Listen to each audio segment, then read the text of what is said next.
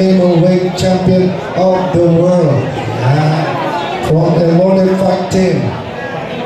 Yan, bibigat yan ha. Talaga naman ipinagmamalaki natin.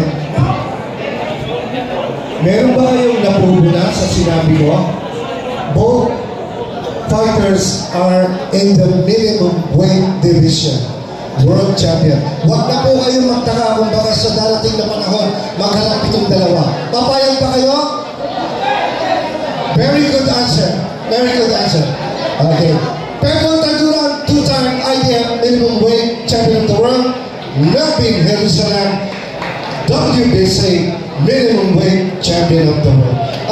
Interview ko na muna siya. Pedro, kailan ang ano natin? Meron ka na ba schedule?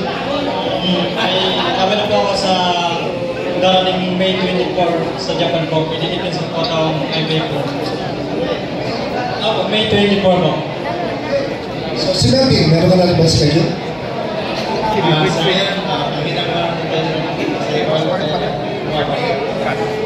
Chichiks na tayo.